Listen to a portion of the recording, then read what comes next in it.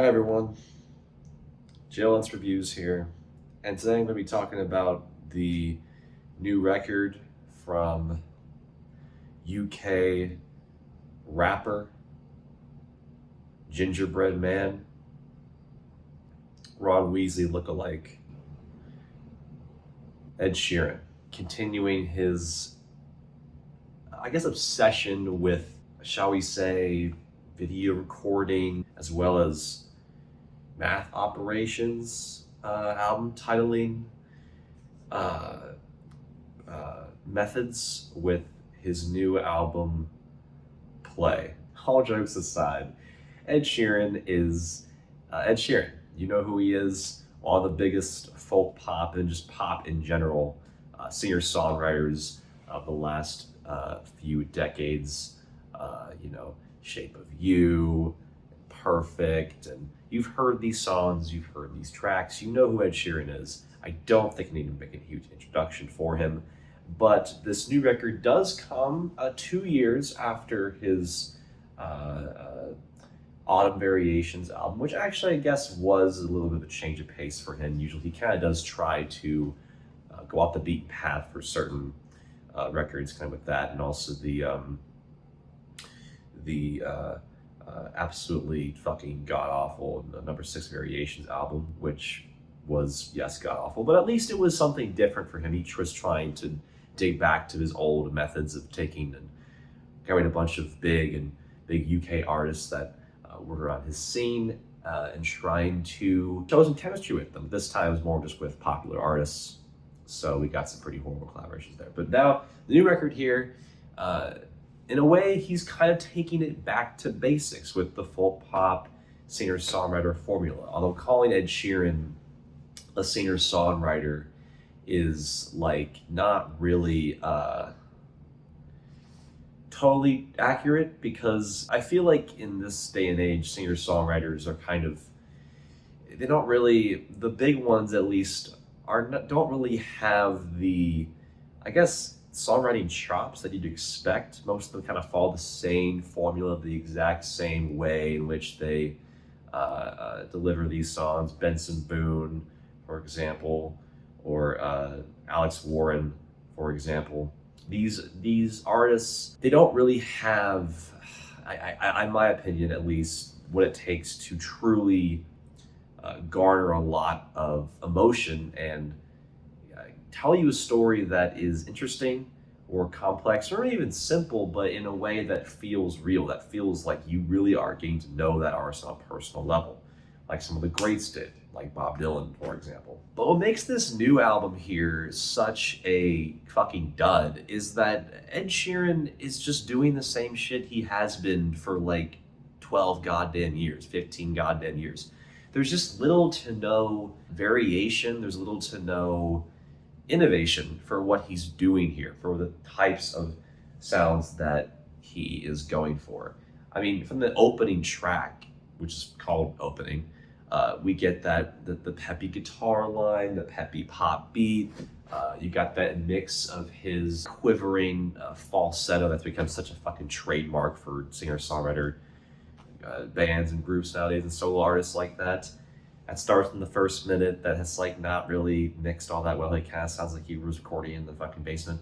And then later, we also get his incredible rapping delivery, which every single time Ed Sheeran raps, I just cannot, I can't take it seriously. It's not even really that he's like that horrible at rapping. It's just that this cadence and the way he does it and the things he raps about, on this cut specifically, there are some weird ass fucking lines. I don't want to be too mean to Ed Sheeran on this track though, because clearly with that brother talking about how he's seen going to see his brother's grave, that line, it's clearly trying to reference that death that he experienced.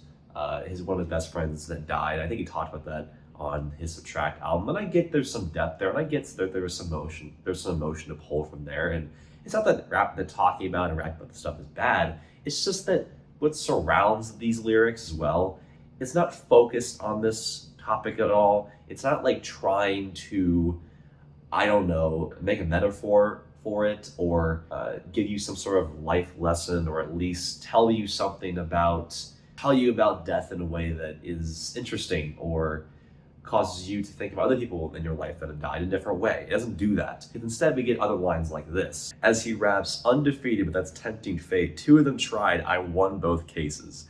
Which is funny because obviously he's talking about the whole lawsuit with the Perfect song and how there were some melodies that were similar to other tracks. I forget which tracks they were. But yeah, I mean, look, did he win? Yeah, sure. But like, it's not like I really want to see. No one's going on to an Ed Sheeran record in general, I hope. But no one's going on to an Ed Sheeran record wanting to hear him like brag about or rap about like winning something or being able to, or like getting the one up against somebody like he's a fucking rap beef. What is this? This is just, these lyrics I don't need to hear him talk about this. He should not be rapping about this. And it's taking from the focus of what the song's supposed to be about, I feel like. I forgot that this fucking track starts with the line, it's a long way up from rock bottom.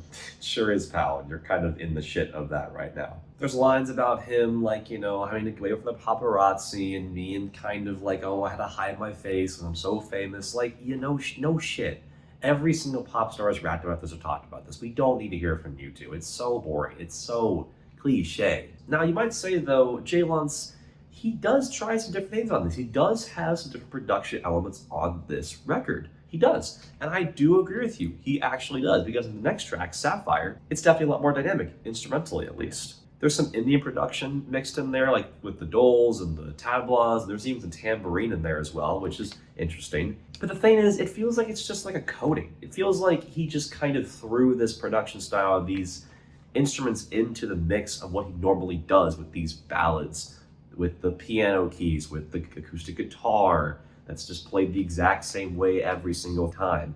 It's not like he fully embraces it.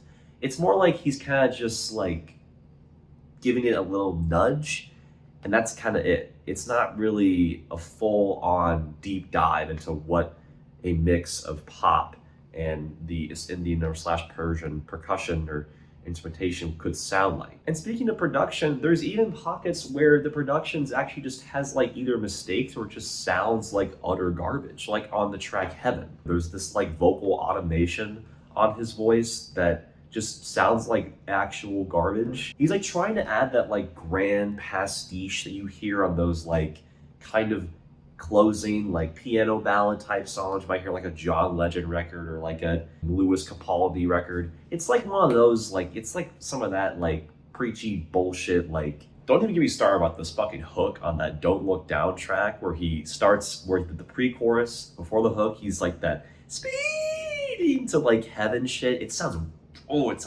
really badly mixed and just horrible. Just like there's so much change in the auto-tune on that part that just sounds so garish and out of place. I swear to God, that part where I'm gonna try to sing it, but like I have a sore throat, but it's like that, like that part in the hook sounds like ass. It actually sounds like he is trying to embody The Weeknd. Seriously, he channels The Weeknd so like vividly in that part, but just sounds like The Weeknd's like terrible brother The Weekday or something. Even the chord progression of that track just sounds like something that could have been off of like the After Hours album. Symmetry is another track where he's actually pulling a lot from the Indian Persian music scene, quite a bit, especially on this track, because it has that like Punjabi chorus / hook that is played throughout the thing.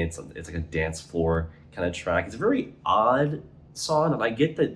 I do think it is going for this production style a little bit more aggressively and a little bit more of an interesting way than other tracks on here, but I don't like it. It just does not sound right, especially with Ed Sheeran's usual lyrics just kind of coupling with this. He's not the right person to be doing this kind of style. His lyrics don't really change at all with this, and the vocal area on this part, it sounds ripped off of some sort of song. I wonder if this song would get a lawsuit as well, but it just sounds so similar. And I think that the lyrical sentiment on the song Camera, like, I don't need a camera to capture this moment that I'm with you, and like the flicker is like, oh, I lose the memory of you. I've heard that type of trope in a song before, but it's a nice lyrical sentiment, I suppose. But like, at the same time, it's like the corniest shit I've ever heard. Doesn't the chord progression on the song Vow and the instrumental too just sound so similar to Perfect? Like it sounds like he is just trying to write that song again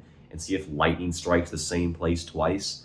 I hope it doesn't, because I don't want to hear this song everywhere just like Perfect was. This song's possibly worse than Perfect. We don't need to hear it. Don't play this song. It's like he thinks you won't notice this shit. Well, like, I noticed it. I noticed it. Oh, and I was also really put off by the fact that the second the track 4 Always started playing, I noticed that it was mixed way louder than every track on here. It's like that one track off of Scorpion that came out when the album came out. Why does that happen? How does that happen? People aren't like so many producers and songwriters and people and even Ed like listen to this album to make sure it's squeaky clean and sounds really nice and very clear and crisp and whatever the fuck. It's an Ed Sheeran record, but I guess not, because it's just, oh my god. And of course there are these like high schooler level pickup line bars that are just like such like superficial, soulless lyrical pap. It's just the same shit day in and day out. Like, oh, your silhouette's stunning, or let's dance, let's sway, let's this, let's that. Like, you're so beautiful. It's like, just can't you think of something else to say? Isn't there anything else going on that you could talk about? Please, something. Look, man, I know I'm kind of going all over the place, but like, this is just the thing about this record. It's just so boring and predictable for his sound. Even though he's taking new inspiration from this different production, he doesn't go with it. He has to do something different. But he won't, because this record's gonna sell like hotcakes. People are gonna fucking stream this shit because it's like the lowest common denominator of like singer-songwriter music ever. That's all it is. This is made for the lowest common denominator of people. You see, Play is not a record you should be playing at all. Instead, you should stop and rewind to a time where you could have rethought this decision to listen to it in the first place. And that's our review of this new Ed Sheeran album. I give this thing like a 36. It's bad. It sucks. There's been worse records this year. Not that many of them have been worse. It's pretty bottom of the barrel. Goes to Maruja instead. And probably 21 Pilots. Yeah. It's well. Toodaloo. Like, subscribe, all that. What do you think of this album? You probably didn't listen to it. So, yeah. Don't listen to it. See ya.